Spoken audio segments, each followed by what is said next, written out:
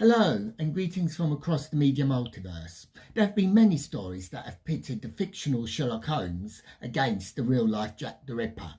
My personal favourite is the Michael Dibdin novel called The Last Sherlock Holmes Story, and I have done a separate video explaining why for me I think that is the definitive and best version. But cinematically there's been two main productions. In the 1960s, it was produced A Study in Terror, and then in the 1970s, or 1979 to be more precise, we get Murder by Decree, starring Christopher Plummer as Sherlock Holmes and James Mason as Dr. Watson. And Murder by Decree is considered by pretty much everyone, I would imagine, to be the definitive version and the Sherlockian answer as to the puzzle on who is Jack the Ripper.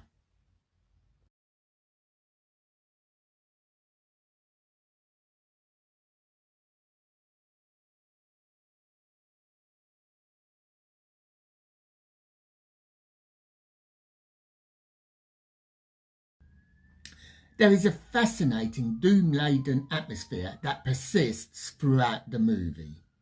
The tone is set from the very beginning.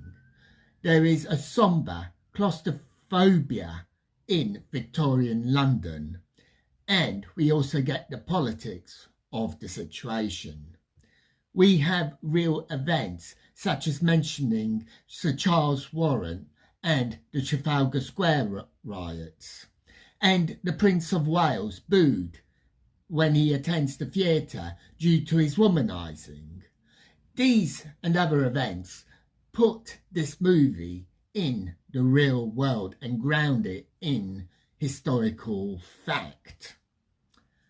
Christopher Plummer as Sherlock Holmes and James Mason as Dr. Watson make a great double act, and they really bounce off each other as Holmes and Watson.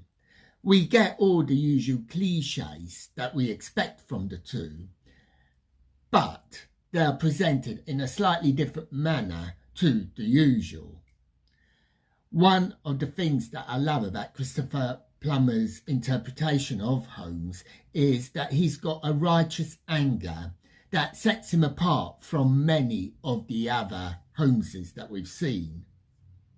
But the film also does have humour running through it as well. The scene with Dr. Watson and the squashed pea was very reminiscent of the Nigel Bruce Watson, yet not. And it provides a much needed comic relief. Visually, this film is a treat. We see that the East End of London is dirty, it is filthy, and we can feel the grime, we can feel the despair of the people who live there. These murders happening on their doorstep and no one seems to be taking any interest in it. We also get swirling fog that kind of is a bit of a cliche that we get the swirling fog, because it is a visual representation of popular views of both how and where Sherlock Holmes stories are set and how and where and what caused the Ripper to happen and why he was able to appear and disappear without anyone seeing him just like that. Now, when it comes to the real life politics contained in the movie, to be totally honest, I am sitting on the fence.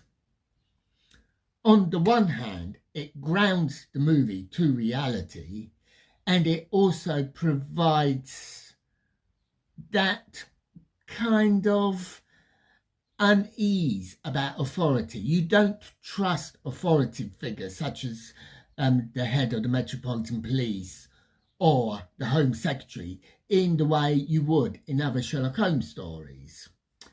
But on the other hand, this interpretation of Jack the Ripper is now seen as cliched, as the resolution has been overused over the decades. But remember, this film came out in 1979 and the resolution was fresh then. And I suppose the final thing to say is that we don't know the full story of Jack the Ripper, and the political antics shown within this movie, they could be as hyped up as they could be real, and nobody really knows the answer to that.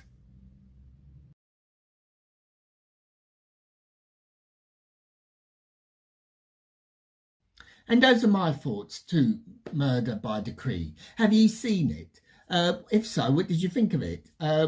Is it a good Jack the Ripper story? Is it a good Sherlock Holmes story? For me, I think it's good, enjoyable fun. It certainly lures you in and it keeps you in. And yeah, it's a good way to spend a couple of hours. So it's a thumbs up from me. But grateful, as always, for any views in the comments section. So until next time, may your news be good news and happy times and places. Farewell.